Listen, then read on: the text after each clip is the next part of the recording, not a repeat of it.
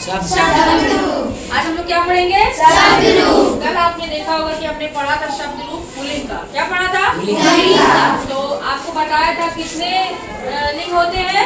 कितने लिंग होते हैं? स्त्रीलिंग, पुल्लिंग और नपुंसकलिंग। तो कल हम लोगों ने पुल्लिंग पढ़ लिया था। आज हम लोग क्या पढ़ेंगे? स्त्रीलिंग। तो चलिए देखते हैं। आइए कुछ सवाल आपसे पूछने हैं। पहला क्वेश्चन आपसे ये है कि कितने वचन होते हैं? कितने वचन होते हैं? कौन कौन से? एकवचन, द्विवचन, बहुवचन। बहुत अच्छे। और कितनी विभक्ति होती है? 7। कौन कौन सी?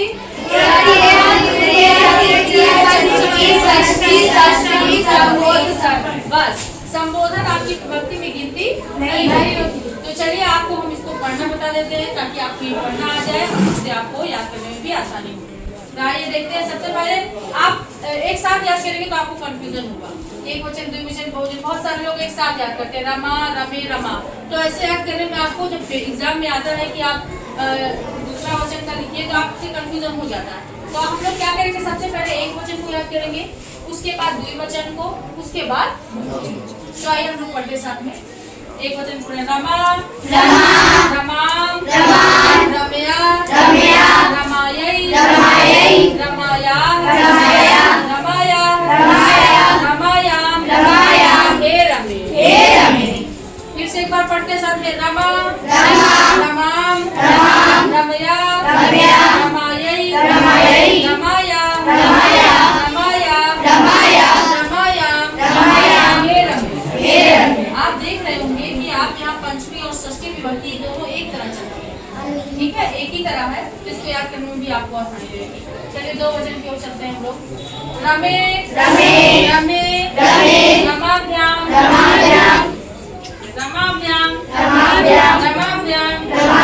रम्यो, हे रमे। फिर से एक बार रिवीजन करते हैं हम लोग। रमे, रमाभ्याम, रम्यो, हे रमे। चलिए अब आखिरी बचा है बहुवचन, इसको हम लोग पढ़ लेते हैं।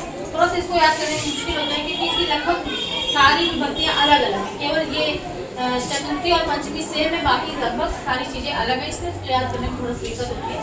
आइए हम लोग पढ़ते साथ में। रमा, रमाभि, रमाभ्य, रमानु,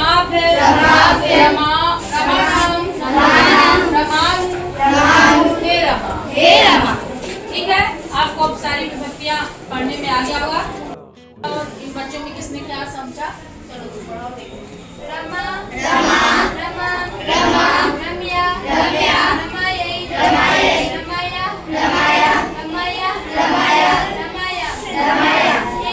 हे रमे।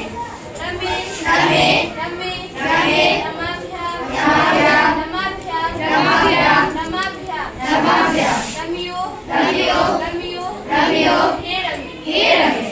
रमा, रमाभि,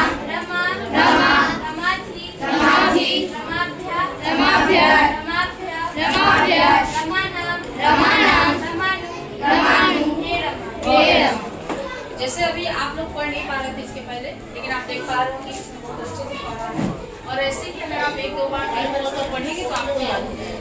तो चलिए आज के लिए बस यही था। आज आप लोगों ने सीख लिया स्त्रीलिंग। आज कल हम लोग सीखेंगे नपुंसकलिंग। ठीक है, तो आज आप लोग अपना पढ़ लीजिएगा और कल याद करके आइएगा, तो फिर सुनेंगे देखेंगे। अगर आपको ये याद हो जाता है तो आगे हम कल नया सीखेंगे। ठीक है, कैसा बना है? अच्छा लगता है यहाँ का खाना? चलो ठीक है, तुम बताओ। अच्छा बना है।